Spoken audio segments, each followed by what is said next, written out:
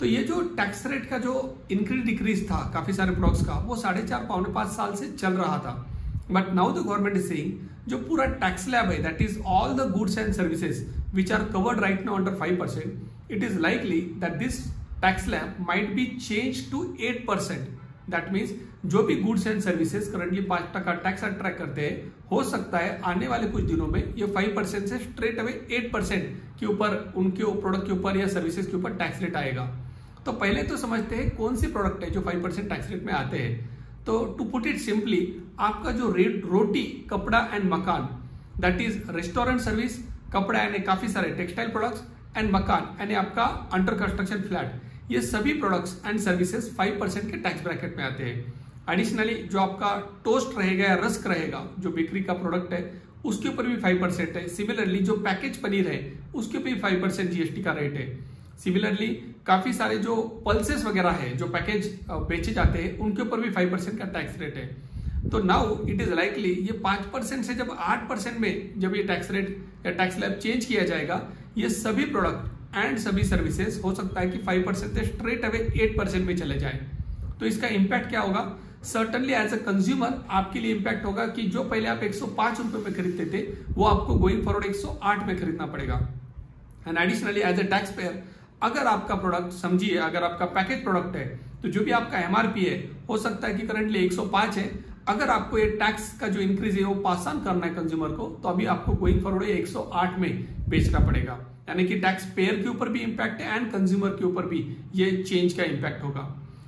तो नेचुरली काफी सारे लोगों को लगेगा कि ये इंक्रीज क्यों किया जा रहा है। उसका रीजन ये है कि गवर्नमेंट को लास्ट 5 साल में, यानी कि सेंट्रल गवर्नमेंट को लास्ट 5 साल में सब्सटेंशियल अमाउंट ऑफ कंपेंसेशन देना पड़ा स्टेट गवर्नमेंट को, बिकॉज पहले 5 साल सेंट्रल गवर्नमेंट ने ये एग्री किया था स्टेट गवर्नमेंट के साथ that they will compensate the revenue loss. But going forward यानी 2022 के बाद ऐसा कोई भी कंपेंसेशन देने का राइट नाउ कोई प्रस्ताव नहीं है। तो स्टेट गवर्नमेंट को जो लॉस होगा रेवेन्यू का, वो कहां से कंपेंसेट किया जाएगा? So this is one of the mechanism with the government things could work out for the state government, कि जो 5% वाले प्रोडक्ट अगर 8% में लेके जाएंगे तो लगभग 1.5 लाख करोड़ का एडिशनल रेवेन्यू स्टेट गवर्नमेंट को जनरेट होगा। तो इफेक्टिवली जो भी लॉस स्टेट गवर्नमेंट को होता है वो कंपेंसेट हो जाएगा और कोई कंपेंसेशन देने की जरूरत सेंट्रल गवर्नमेंट के ऊपर नहीं आएगी। तो सर्टनली फ्रेंड्स, ये जो चेंज है, ये ओवरऑल है, ये बहुत मेजर रहेगा। एंड पहले 5 साल में हमने सिर्फ प्रोडक्ट को शिफ्ट होते हुए देखा था, टैक्सेबल टू एग्जम्प्टेड और एग्जम्प्टेड टू टैक्सेबल।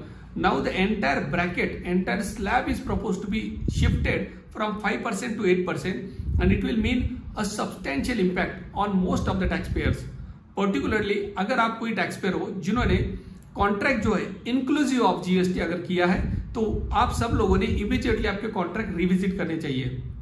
एडिशनली अगर आपका sector for example restaurant sector है, तो आप सबको पता रहेगा कि आपके सेक्टर को इनपुट टैक्स क्रेडिट अलाउड नहीं है, and for that matter even real estate sector को इनपुट टैक्स क्रेडिट अलाउड नहीं है। तो अगर ये 5% से 8% हो जाता है, तो इट मीन्स 2 इम्पैक्ट। 1, आपके जो भी 5% वाले परचेस साइड वाले प्रोडक्ट्स है, उनका कॉस्ट भी 108 हो गया, यानी कि 3% से बढ़ गया। सेकंड इंपॉर्टेंट थिंग, जो भी आप बेचने वाले हो, जो आपका रेवेन्यू है, वहां पर भी आपको 3% एडिशनल जीएसटी पे करना पड़ेगा। तो ये भी एक इंपॉर्टेंट एस्पेक्ट आपके ध्यान में रखना चाहिए। एंड सर्टनली अगर आपके लिए इंक्रीज ये अब्सॉर्ब करने का आपका कैपेबिलिटी नहीं है as a sector, then certainly you have got, I would say, couple of months to put across your concerns before the GST council. तो जितना जल्दी हो सकता है आप आपके कंसर्न्स जीएसटी काउंसिल के सामने by way of representation put कर सकते हो। तो friends, this was one of the most important, I would say, update for all of you from GST perspective for the day.